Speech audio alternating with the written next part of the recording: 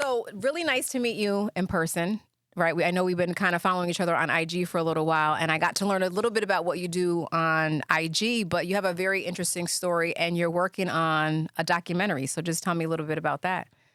Yes, I'm doing a documentary about my life from sleeve to success. Um, I didn't gain the confidence to do a lot of business adventures and believe in myself to focus on my goals until I started to lose weight. So from there, sky's the limit. I'm into dogs. I was promoting, I was acting, etc.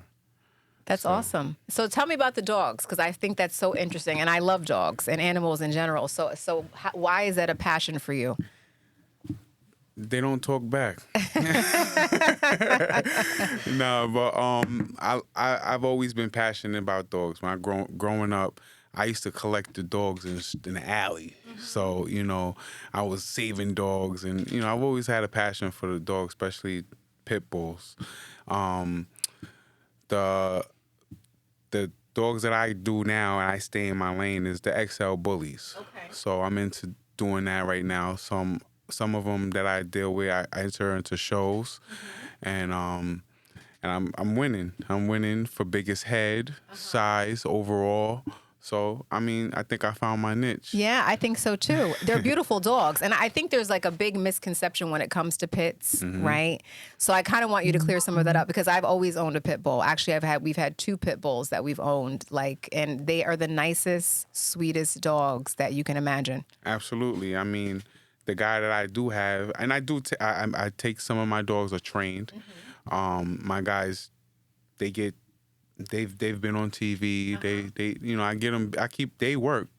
So when they get a chance to, but they stay busy. But that's what I used to bring them to jails to the juvenile jails for the kids to interact with them, stuff like that, as a therapy for some people, because the animals to me in my home are like a therapy. That's why I gain more. Like when you don't have nobody to talk to, you walk in the door, that dog's wagging his tail no matter what. He's happy to see and you. happy to see me every Yeah. day. So, I give back and make sure that they're good. And, that's the reason what makes me want to do more for them and stuff like that. Yeah. But I love the breed. Yeah, dogs are very therapeutic. I think animals in general are very therapeutic. And it's interesting, like you were talking about just like being a kid and rescuing them and coming up with dogs. Did you ever think that this would be like a career or a passion for you? Nah, I always had the dogs. I just wanted to collect. I was like almost like I wanted to collect them. So I was like, if I seen somebody's dog that they weren't taking care of, I wanted to bring them in. And I was like, my mother would kill me. She was like, I had dogs hiding under the bed, under the bunk bed. She was like, what are you doing? My grandfather used to be a super in Brooklyn, so I used to have the dogs. I put them in the backyard and whatever I can do. But I didn't think. It was for, I wouldn't think that I would be doing it like how I am now. But I have a bigger love for it and appreciation for them because of what I went through, because I was always told I couldn't have them. So now that I can, I do make sure I'm a responsible owner and make sure that whatever puppies I have, go to a great home. Yeah. So That's super important. Yep. So let's talk about your experience and your background. So you had mentioned like bringing some of your dogs to some of the kids in juvie, right? Yeah. So like, why do you think that that's an important phase of your life, and how would you say that's kind of helped shape who you are now? Sometimes when you think about the situations that other people, I'm locked up with these juvenile kids too, and sometimes when you bring these dogs in, it kind of gives them a reminder of, I can be a kid right here with this dog. I don't have to be the tough kid, or, it's just me and the dog. So I used to use that to build relationships with some of the kids in the juvenile center, and then you give respect, and it goes a long way. So I saw what changes that had with that, and I used to get the permission before the facility that I worked at shut down, but I used to definitely do that, and that's kids appreciate that, and you don't know, because they go home, they got to go back home, and they don't have that, they can't have dogs or et cetera, So. Yeah. And I think it takes people out of the moment for a second. If you're in a hard situation and you bring an animal into a situation, it has a way to like really just reshape the atmosphere. So I love that you thought to do that, because I don't think a lot of people realize how impactful that those little small things can be with kids. Yes. Yeah. So how would you say, you take a look at your career and all the experiences that you've had? I know you do the promoter stuff too. So tell me a little bit about that. I got into doing like the promotions for the clubs, sort of like by accident. A lot of people, you well known in the town, and I used to do security first. So I worked for all the accounts. I was a bouncer for the clubs, but I got into working at the clubs and having relationships, being the guy that for security, I used to transport celebrities as a security. So I had relationships with them, and I started to be able to bring them to the club. And I went from there doing that and working with DJs. I'm here today with one of my DJs that from the A45. He's one of the top DJs out in the A45. His name is DJ El Ray. How you doing? Good, How's good, everything? good. I actually know you. We were talking downstairs, and Yes, you know my yes. son. Long time, yeah. Yes. Great man. Oh, I love thank that guy. you. Yeah. I appreciate that. Absolutely. So you're doing things too, right? Yeah, trying, trying to stay busy, trying to keep up and stay consistent. Consistency is like the biggest thing. So Yeah, and you guys are working together as a team, Yeah. and it's my big brother right Listen, he was doing. They don't like. They try to dump him off, but when you do see talent, you don't do that. So I believed in him from this. He was DJing since 16 or younger, 15, and he did my daughter's team party. Yeah. Ever since that team party, I've been with him. wow. Doing parties, and he's surpassed a lot of DJs that are grown adults. Yeah. And he's done a lot, and he's impressive. Being in places that I should have been at 15, Yeah. but hey, So- listen, sometimes somebody got to give you a chance, and he was one of the main ones that gave me a chance, and always pushed me and always say, yo, listen, you gotta, if I started losing focus, yo, you gotta focus up, you gotta do this, you gotta do that, and we're here now. So that's great. That's Absolutely. great. So it seems like a lot of the work you've done has really been around mentorship, right? And pouring back into other people, whether it be through the animals and the dogs, or like things that you're doing in the business, right? Did you foresee that for yourself? Or was that always naturally a part of who you are, I think that's a natural thing, because like coming from where I'm from, Brooklyn was like so negative. You get, being heavy as you get teased and you want to, take it out on them. But then I had working in a juvenile setting taught me to uplift a lot of people. And I continued that same energy with everybody. So when I walk in a room, I could feel certain energies, and I'm like, I want to push people in the right direction. It's not gonna hurt, even when it's about business. It ain't gonna hurt me to see somebody succeed, and I want everybody to grow. Yeah. Can't bring everybody with you, but I want to see. My goal is to like, look, everybody can grow. We could do this together. I'll pass if you need help, you need information. I'm very good at. I'm very resourceful. So people come to me, ask me, "Can you go? How do you do this?" And you go, I do give it out. It's not going to hurt me for doing that. Right. So, and then with weight loss, I'm a motivator speaker for the bariatrics. I speak to them, and I had no idea that I would do that, because I wasn't. I wanted to do the weight loss for myself. So I started to encourage more people with other things once I seen I was able to inspire other people. Yeah, that's great. And what's interesting is that transfer of confidence, right? You talked about like being heavier and not feeling good about yourself. Where do you think that transfer of confidence came from? Like when you were pouring into other people, I guess in those times when you didn't feel as confident about yourself. Because I sat in the background all the time all my life, like being that big guy, and I'm like, you do it. That's for you. And then once I started to lose the weight, I said, like maybe it's my turn. Maybe I need to stand up, and then at the same time, I still didn't forget. I still won't forget about the people that need that encouragement either. So I still do that. It's that part, it just comes natural too. Yeah. I'm actually one of them because I suffer from, weight issues and stuff like that. And he's like, oh, listen, this is what you got to do. Take the steps. I did it. And obviously he has like a very high success rate. You know what I mean? Like it's my brother, so I can say it, but he looks amazing. You know what I mean? Yeah. So I seen him at his biggest, and I see him now, and he's healthy, he's fit, and I'm like, okay, me being 25 and being a young father, I gotta follow certain footsteps too. Sure. So I think it's definitely a motivation right here. That's good. Yeah. That's good. So you lost a lot of weight. Yeah. Like Yeah. how much? I want to say like a little bit over 300 pounds. Wow. I was Okay. the most 566 pounds. Okay. And how long of a period of time?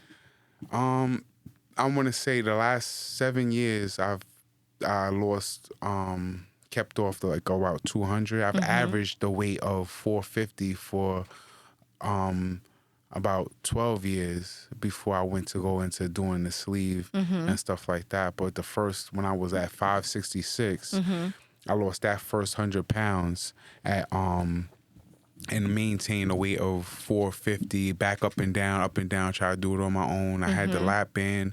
I failed it, but then once I got the sleeve, which is about almost 8 years now, I've kept off the weight and wasn't able to cheat it, and I stayed disciplined, and then that's what a lot of my confidence did come out and, show me that I can do it. Sure. So what's the difference between, I guess, the lap band and like, what would you say the other procedure The was? sleeve, the sleeve. bariatric sleeve. The lap band is something that you would basically inject saline, and there's a port that's put in you, and it tightens around the part of your stomach that lets the food slide down. So with that, you can cheat it because you can choose slider foods to cheat it. And Got it. Where as far as the sleeve, the bariatric sleeve is a little bit more aggressive because they cut your stomach to the size of a half a banana, which is the size your stomach's supposed to be. And you're not able to cheat it as much, and you do got to follow a system in place, but it does also take working out too. Do you say, well, obviously you probably would say your relationship with food has changed for the better. Yes and no. I'm still a fat kid at heart. I still, That's honest. That's honest. Yeah. Because just because I can't eat it, don't mean I don't want to. Right. And I go after certain things, and I think everything is in moderation. So I don't eat. I don't eat. I just taste things. Right. So. Would you say it's been fully transformational for you in terms of like your mindset? Yes. Yeah. Absolutely. Being able to fit in certain clothes. I lived in big and tall for a long time, and that's an expensive habit. Yeah. And just being able to be grateful that I can get into those things, get into the clothes I want, the look. And I felt the world was a little bit shallow first on big guys, and the world, women that's the honest truth. Yeah. And I felt that I overcame it. A lot of men don't talk about weight loss or these, like, usually these are like, women are more vocal about like our struggles and challenges. So I admire your like bravery to talk about it from a men's perspective, because I think sometimes people just don't want to talk about it. Yeah, because they always say guys could lose the weight faster, stuff like that. That's the best excuse that they always say. But it's not, because everybody's body type is different. Yeah. So you have to do different things to make those changes. But Right. And it's like what you're eating, how are you working out, are you getting enough sleep, nutrients, nutrition. Those all play a part with dieting and working out. So, and if you're not doing that, you're gonna have. You're going to fail. And Yeah. I failed on my own so many times until I got the sleeve. And the results is, what I see right now. And, I'm not scared to look in the mirror because of the changes that I have with having the sleeve. Do you like working out now? Yes. Good. Because, you get to see what you worked for versus when I used to work out as big, I never really saw much of a difference. The first thing that gets skinny when you lose weight is your face. Yeah. So they say that's the only thing I get to see is my hands and my face go down and my pants a size and the shirt down one size. That was it. Yeah. And I probably did that with just water weight. So, I mean. And now your whole life has changed. Exactly. It's super changed. Super changed. So I like to hear that you like working out because most people don't. And what's interesting is I went through my own weight loss journey. So recently during COVID, I lost like 65 pounds. And I think it wasn't the heaviest I've ever been, but it was definitely like I was to a weight where I wasn't comfortable. And I almost like didn't feel recognizable to myself. And because I knew what I could potentially look like and what I had looked like before. So, you know, I think it's interesting that you're using your journey now to inspire people and be very vocal, because I think these conversations, especially within our community and people that look like us, aren't common, right? They're very rare. Like this is like table talk, right? We don't really share our shortcomings. So I think that, you know, this will help a lot of people in terms of like if they were on the fence in terms of like maybe using something medically to like lose weight to help them, like it clears up a lot of misconceptions, because I think society a lot of times makes people feel bad for going surgery. Yeah. I got that so many times. Even my therapist said something to me and it made me discourage me. So I didn't tell nobody when I did it because I hated the backlash behind it. You can do it on your own and you don't need to do it and you look fine like how you are. And I don't believe in that now, because now that I got it and now that I've made those changes, people are also looking at you different and they tell you that you're acting different. But you know what the difference is? The difference is that I got more confidence and I won't allow you to control me how you used to. Yeah. That's the difference. Do you think you kind of always had that level of confidence and it was kind of hidden? Yeah. Yeah. I never spoke up because I was just like, I knew what it was. But then it was just like, all right, you know, it's whatever. Yeah. I was more, passive about certain situations. But now, you can't. It says, I'll say no, or say, you know, I'll have a problem speaking my mind. I'm very blunt, and it comes from working in the, you know, jail system too. So, you know, I'm a little more forward than I used to be. I used to be more passive than anything, but I think it's a lot would have to do with the confidence behind it. Yeah. Well, I think you have to have a balance of being passive and like, you know, strong, right? Because that's not an easy atmosphere to navigate mentally or physically. No. Yeah. No, not at all. They take advantage of it, you know, use your kindness for weakness, etc. So, you know, it can get bad real quick, you know. You're always in the stress. That's the highest stressful job in the world, they say. So, and I accepted that. I was cool with it. You seem like a pretty calm guy. And that's till that part happens. That's where everything changes, you know. And I have that built up in me, but it's only going to come out when I need to. Yeah. Because it's like I learned about channeling your energy and not letting them press your buttons and stuff like that. So I had to maintain, you know, I learned how to talk to people instead of yell at people. Yeah. Like if I have to raise my voice, I bring it up. But most part, I'm more laid back because I was wasting all my energy yelling. And by the time it was time to get down with if you had to do a restraint, you're out of breath, you're tired because you was just yelling your head off. So I stopped doing that. I started thinking and listening and understanding and then you know, keeping myself at a calm pace, and then it's easier to handle the situation. Sometimes I may not even have to get into that situation just because I de-escalated it. Yeah. That's a good tactic, right? And a good skill. Most people don't learn how to do that in life when it comes to anything. Right. How do you think that has helped you, like, I guess in this phase of your life, right? In terms of the season of life that you're in and where you see yourself going? As far as help me with Anything that you're doing from an entrepreneurial perspective, or your motivational speaking, and it definitely anything with like that type of discipline, you're gonna always use it and put towards this situations that come forward too. Because a lot of situations that we go through with entrepreneurship is not easy anyway.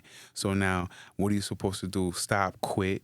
I'm not a quitter, and that's one thing that I learned with anything. I'm not gonna let nobody tell me that I'm gonna quit because they don't think that what I'm doing is this, and I'm not that. I like when people tell me I can't do something. yeah, me too. I just feel like I like to prove people wrong, and not for them, but more so for myself, because I don't feel like I have anything to prove to anybody. Right.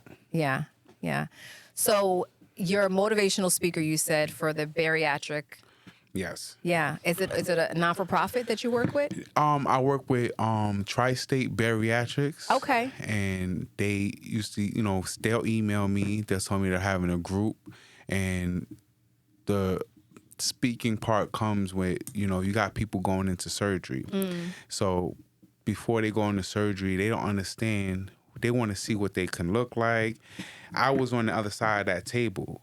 So before I got my surgery, I didn't know what to believe. I didn't know what to hear. So going into these meetings, I'm sitting there encouraging these people, not knowing that I was doing that at first, but that's why they started inviting me, because they were like, "Yo, what you said at that meeting was crazy inspirational. Can you come back?"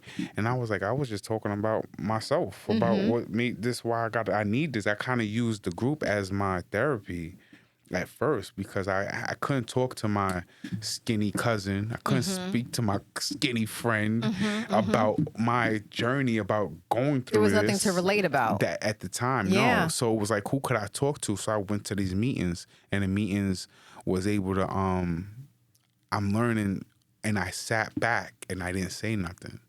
So now when I went to the meetings and I look around the room and I could see the people sitting back, not saying nothing.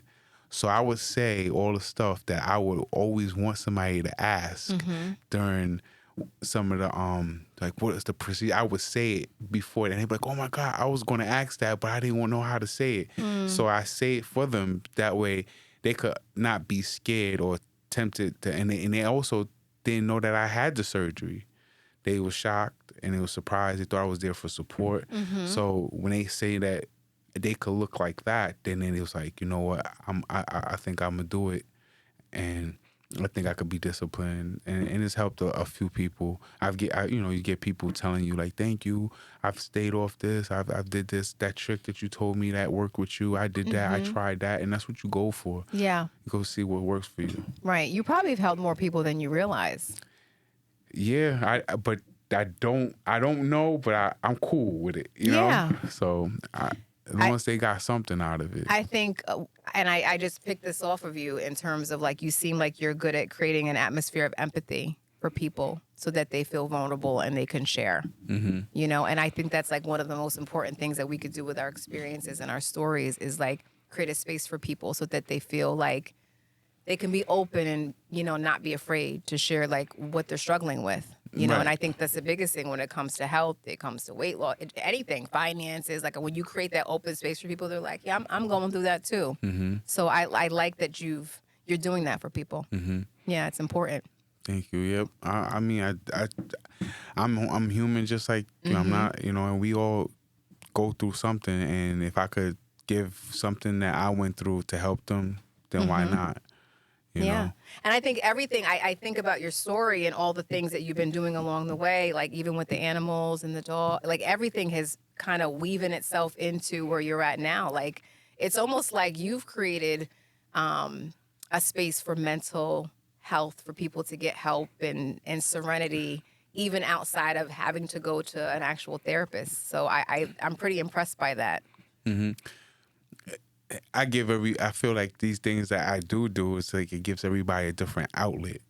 So even going out is an outlet because nobody wants to be in the house all the time. So you want to go out. And when I did I did an event, I do the event. I don't just do an event to throw the party for money. I throw the party to create an environment and experience, right? So people, when they could familiarize me with anything, they know that it's fun. It's safe and it's fun. That's what I create. I create that. I like that environment versus something that they can't go to and they're worried about their safety or they don't need that. We're grown. You don't want none of that. Yeah. So, and when you, like I said, you come a long way, and then when you get a DJ that can play up to par and keep everybody moving all night, that's what you people love music. Get. Music it's so powerful. Yes, it's got a lot of emotion attached to it. Like, it makes us feel a way, and it's just when people can have a good time and feel good about like what they're doing and where they're at, it's a game changer. Yeah, the best thing is like letting loose. You have a stressful week, you go out, you have a good time, the DJ's playing good music. If the promoter, obviously the promoter has a big job of making sure everybody's good and having a good time. It's where, he comes to play and stuff like that, and then he hires the good DJs, and it all just goes full circle. Yeah. You know what I mean? It's all full circle. So, but I think the most important thing is just giving everybody a good time, Were you always like entrepreneurial? Yeah, I sold candy in school. I used to collect bottles on Eastern Parkway after the Labor Day parade and store them in the basement. And my grandfather was a super of the building. I had enough space, so I used to collect all the bottles up and down Eastern Parkway that night and that morning. It's 5 o'clock in the morning to collect bottles. And I would save it up, and I would put it towards toys or whatever video game that I knew that my mom worked, but I wanted to be able to get it for myself. Go to KB Toy Store. I couldn't wait to go to King's Plaza, to get the next thing. And I was like, but I did that as a kid. No kid was doing that, you know. And as I got older, I always noticed little things that when I got to junior high school, a friend of mine's parent worked at Sam's Club. I asked him to get those blue lollipops, and I was selling the blue lollipops. You were into wholesale then, right? Yeah, so he got them from Sam's Club, and I was selling them for 25 cents. And it was. I've always done something that to make a little bit of money, but I always had it. But sometimes I was, a lot of times I was discouraged because I listened to a lot of people tell me you can't. Yeah. I did do that. And that's a good thing you didn't listen, right? So I would say, what advice would you give to anybody who's entrepreneurial or who wants to be entrepreneurial or who's a creative who has been told that they can't do it? I would say always to give yourself a chance first, and don't listen to everybody because everybody's not you. So if you believe in yourself, you're gonna be like, I can do it, and at least try. Even if you fail, most success is because of all the failures that you had. I've failed multiple times doing stuff that nobody see. What everybody see is the end result. They see that the puppy that I had grew up and he's big, but you didn't see me laying down with the mother, making sure that they're getting all whelped. You didn't see me making their food and adding goat milk, going to the real farm. You take excellent care of your dogs, by the way. Like I see, you're very you're a great pet owner. I got to disinfect. Yeah. And if I get worried or if I'm nervous, I go to the vet. This ain't for everybody. Because you love them, right? Yeah. So those are my kids and my animals. But I would tell people, don't second guess yourself. Go if you have a dream and you have something you want to do, at least try it, and instead of just saying it in your head and listening to people to say, don't do it. Give yourself a chance. And then even if it fails, try again and get it right. See what you did wrong. Why did your plan fail? These are the questions we got to ask ourselves when we try things. Right. Trial and error is a part of success. It certainly is. Yeah. Definitely. Is there anything you want to add? Oh, there's so much things I could add. But I guess go along with what he was saying. like the trial and error. You know, like I've been DJing for a while. You know, my father. I know your dad. Ray He's Love. infamous. Yeah. So, you know, I grew up around the DJs and the DJ life, so I picked it up. I actually did the drama play with your son back in school a couple years back. But many years back. yeah, many years back. It Yeah, make me feel old. I'm like, oh. yeah, no, for sure. But like I was saying, as far as the trial and error, you know, I picked up the DJing thing, and then I moved to Florida. I tried that, and then this is why me and him were just like, we're always like this, because I would call him and I'm like, yo, bro, it's not working over here. Yo, what do I do? And he's like, yo, you gotta come back. You gotta come back. You know, you've been here. Everybody loves you. This is where you gotta be. You know, it's okay to come back. Because at first I'm like, I don't want to go back. People are gonna look at me funny. And he's like, bro, you got it. And I came back, and ever since then it's been just uphill. You know what I mean? Yeah. Everything's been going great. And I know anytime I call him, yo, Bah, listen, bro, I have a situation. Yo, bro, this is what you need to do. This is what you got to do. You know, stay focused, stay calm. You know what I mean? Stay consistent. And it definitely helps, you know? So, yeah, consistency is key, like you were saying, with the discipline, absolutely. especially when it comes to entrepreneurship. Anything you're trying to do, discipline is like, and I think people think everybody's born with discipline, and it's not always the case. I think you can learn it. Yeah. You can definitely learn I feel like it. as you go, it's something that you learn. You know what I mean? Especially for the younger generation, too. Yeah. I always try to listen to the older people, you know, people that are more experienced. Like I said, like him. If it's not my father, I call him. Like I look at him like a father figure to me. You know what I mean? Yeah. If not a father figure, then my uncle or best friend or brother, like somebody so close to me. You know what I mean? That I could just call and say, hey, listen, like, yo, what do you think about this? Right. Or what do you think I should do with this? Even with the DJing, like, yo, what you think I should charge these people? You know what I mean? And he's like, yo, well, you know, you're at a higher status now. You can't go over here for this type of price. You know what I mean? So, but it's just, you know. Got it. So we work Good hard. advice. Yeah. Good advice. Good advice. Good advice. Absolutely. Well, I appreciate you both for being here today. Thank you for having me. Of course. Where Appreciate can it. people tap in with you guys and find you? You could reach me on Instagram, IG, Bob Bahliq Pitts. You know, I'm you could reach him on. Yeah, my Instagram is DJ Elray, DeeJayelrey. You know, I do all events, 316s, weddings, baby showers, divorce parties. No, I'm kidding. Okay. And then obviously, you know, the nightlife. We do the Yeah. nightlife. That's something that we definitely do. So, yeah. All right. But Well, I listen. appreciate you. Thank you so much for having us. Yeah, no, and, thanks for and tell coming. your son Thank you. I said hello. I hope I can will. see him soon. God bless him always. I will. You know? I will. I just saw him the other day. It was his birthday. Really. Yeah. Happy belated birthday to him. Thank you. Yeah. Thank you. Thank you. Well, thank you guys. I Yes. appreciate you being here on Power Move. And Absolutely. until next time. Until next time. Thank Yeah. you. Till next Bye. time.